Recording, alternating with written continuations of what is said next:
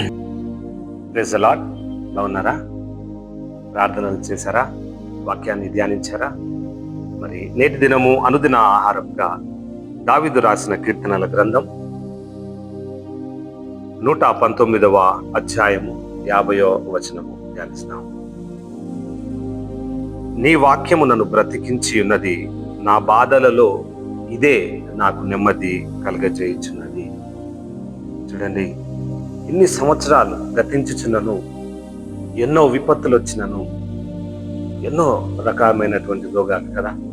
చూడండి, hepatitis, AIDS, corona virus, syphilis virus, ఎన్నో రకాలటువంటి తెగులు వచ్చినను, తుఫాన్ల చేత ఎన్నో ప్రాణాలు, భూకంపాల చేత ఎన్నో కుటుంబాలు, ఎన్నో దేశాలు. చూడండి, ఎంత కష్టంలో ఉన్నా కూడా ఏమి మనని కాపాడిందమ్మా? నీ వాక్యమే నన్ను బ్రతికించినది, నా బాధలలో ఇది నాకు ఎంతో నెమ్మది కలగజేయుచున్నది. ఎన్నో బాధలు, ఈ బాధల గుండా ఎవరు మనల్ని కాపాడుతున్నారు అని అంటే ఈ వాక్యం. ఇది జీవం గల వాక్యము.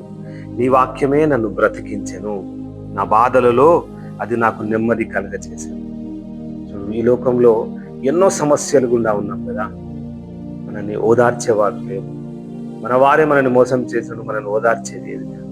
కానీ ఓదార్చే ఒకే ఒక వాక్యము, జీవ గ్రంథంలో ఉన్నటువంటి వాక్యం. మనల్ని ఎన్నో సమస్యల గుండా మనకు వచ్చినప్పుడు నెమ్మదిగా మనల్ని మందలించే వాక్యము జీవం గల వాక్యం. చూడండి, హాస్పిటల్స్లో చివరి దశలో ఈ లోకపు యాత్రల్లో ఉన్నటువంటి బిడ్డలు మనం అడిగినట్లయితే, ఒకసారి నా కొరకు ప్రార్థన చేయండి అని అంటారు కదా. మీ ప్రార్థనలో మమ్మల్ని ఎత్తి పట్టుకొని అని అంటారు కదా. అంటే చివరి హోప్ ఏమున్నది అని అంటే వాక్యం. ఈ వాక్యమే మనని బ్రతికిస్తున్నది, ఈ వాక్యమే మనల్ని ఓదారుస్తున్నది, ఈ వాక్యమే మనల్ని నెమ్మది కలగజేస్తుంది.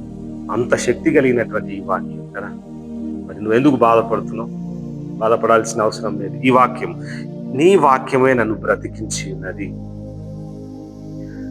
ఎన్నో సమస్యలు, యాక్సిడెంట్స్ చూస్తున్నాం. సడన్ గా యాక్సిడెంట్లు, ఒక బస్సు, 2 బస్సులు ఢీకొని యాక్సిడెంట్స్, ఒక మెల్లగా వస్తున్నటువంటి బస్ని టిప్పర్ లారీ గుద్దుకునే యాక్సిడెంట్లు, ఎన్నో ప్రాణాలు గాలికి ఎగిరిపోతున్నాయి.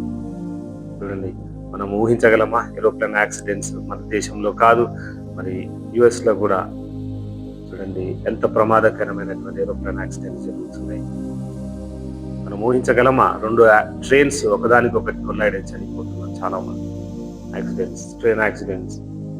ఇన్ని సమస్యల గుండా, ఇన్ని విపత్తుల గుండా మనం పోయినను ఎవరు మనల్ని బ్రతికించారు అని అంటే నీ వాక్యమే నన్ను బ్రతికించింది కదా. ఈ వాక్యముని ఈ రోజంతా నీకు ఎన్ని బాధలు వచ్చినా, ఎన్ని సమస్యలు వచ్చినా, ఎన్ని విపత్తులు వచ్చినా కూడా ఈ వాక్యమే నీకు నెమ్మదినిస్తున్నది కదా. ఈ వాక్యమే నీకు ప్రశాంతతనిస్తున్నది. చూడండి, నమ్మండి, విశ్వసించండి. చూడండి, మనము మేస్త్రీలు ఇల్లు కడుతుంటాడు, ఆ బిల్డర్ ఇల్లు కడుతుంటాడు, మధ్యలో ఇల్లు ఆపేస్తుంటాడు.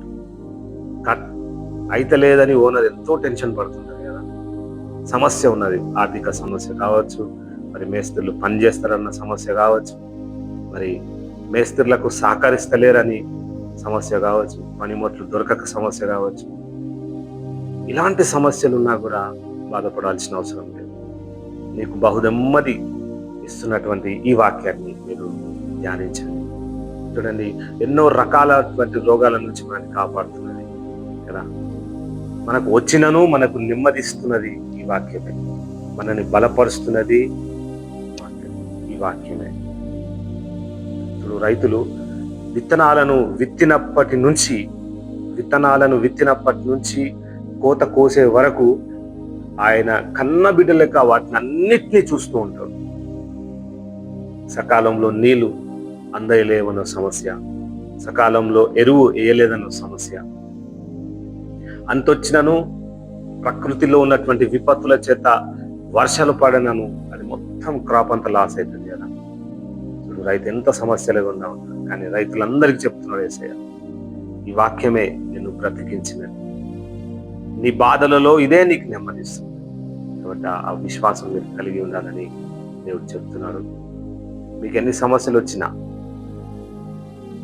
ఎంత బాధలు వచ్చినా మీరు మిమ్మల్ని బాధల నుంచి విడిపించి చివరికి నీకు కృతజ్ఞతలు చెప్పడానికి నేర్పించే మార్గమే ఈ వాక్యమై ఉన్నది. మనకు బైబిల్లో చూడగలం కదా, ఎన్ని సమస్యలు వచ్చినా దాన్ని ఎదుర్కోవాలి. మీరందరూ ఈ వాక్యం వింటుండగా, ఈ వాక్యాన్ని ధ్యానించుచుండగా, ఈ వాక్యం మీతోనే మాట్లాడుతున్నది.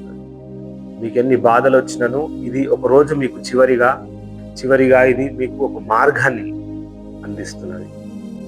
కాబట్టి ఈరోజు ఈ వాక్యం చేత నువ్వు బ్రతికి ఉన్నావని, నీ బాధలలో ఇదే నీకు నెమ్మది ఇస్తుందని దృఢంగా నమ్మండి. మరి వాక్యం ఉంచుండగా మీ జీవితంలో ఈ వాక్యాన్ని ధ్యానిస్తూ బ్రతుకుటకు దేవుడు అతి కృప మనందరికీ దయచేయగా ప్రార్థన చేద్దాం. స్తోత్రములు నాయన ప్రభువా, యేసయ్యా నీకే స్తుతి స్తోత్రాలు చెల్లించుకుంటున్నాం. మా రక్షక నీకే స్తోత్రములు నాయనా. నీ వాక్యమే నన్ను బ్రతికించి ఉన్నది, నా బాధలలో ఇదే నాకు నెమ్మది కలిగజేయుచున్నదని అయా కీర్తనకారుని బలపరిచిన దైవమా నీకే స్తోత్రం. ఈ లోకంలో మేము ఉండుచుండగా నాయన, పిల్లలనేమి పెద్దలనేమి అయా వృద్ధులేమి నాయన ప్రభా, ప్రతి ఒక్కరి బిడ్డ కొరకు నాయన ఈ వాక్యాన్ని ఇచ్చున్నాను బట్టి నీకు వందనాలు స్తోత్రాలు తండ్రి. అయా నాయన మా బాధలలో మాకు నెమ్మదినిచ్చిన నీ వాక్యాన్ని మేము ధ్యానించి ఉన్నాము నాయన ప్రభా. ఇన్ని సమస్యల గుండా మమ్మల్ని అయితే నువ్వు కాపాడి ఉన్నావు, ఇన్ని అనారోగ్యతల గుండా మా అందరినీ కాపాడి ఉన్నావు. మా రాష్ట్రాలను మా దేశాలను నాయన ప్రభా, ప్రకృతి నాయన చేస్తున్నటువంటి అయా విపత్తులను నుంచి మమ్మల్ని రక్షించి కాపాడి ఉన్నావు అయా. నాయన గవర్నమెంట్లను దీవించి మంచి పరిపాలన అందించుతుండగా కావలసినటువంటి నాయన ప్రభా నెమ్మదిని నాయన మా దేశాలకు రాష్ట్రాలకు దయచేయమని వేడుకొచ్చున్నాం తండ్రి. నాయన ప్రభా, మరి ఈ వాక్యం వించుండగా బిడ్డలందరి హృదయంలో ఒక కార్యం జరిగించమని వేడుకొచ్చున్నాం అయా. ఈ వాక్యం చేత వారిని బ్రతికించిన విధానాన్ని బట్టి నీకు వందనాలు స్తోత్రాలు నాయన ప్రభా. జీవం గల దేవానికి స్తోత్రములు అయా. వారి బాధలలో అయా నెమ్మదినిచ్చిన దైవమా నీకే స్తోత్రం చెల్లించుకొచ్చున్నాం నాయన ప్రభా. నీకే స్తుతి స్తోత్రాలు నాయన ప్రభా. ఈ వాక్యం చేత మా అందరినీ ఈ రోజు బలపరిచిన విధానాన్ని బట్టి నీకు వందనాలు స్తోత్రాలు చెల్లించుకొచ్చు మేము బయలుదేరి వెళ్ళొచ్చుండగా ఈ లోకంలో ఈ రోజంతయు నీ సాక్షి బిడ్డలుగా అయా, వాక్యాన్ని ధ్యానించే బిడ్డలుగా అయా, ఈ లోకంలో ప్రేమించే బిడ్డలంగా ఉండే కృపను మా అందరికి దయచేయమని నజరేయుడైన నమ్మదగిన యేసు నామమున అడిగి వేడుకొంచున్నాము తండ్రి. ఆమేన్. Praise the lord.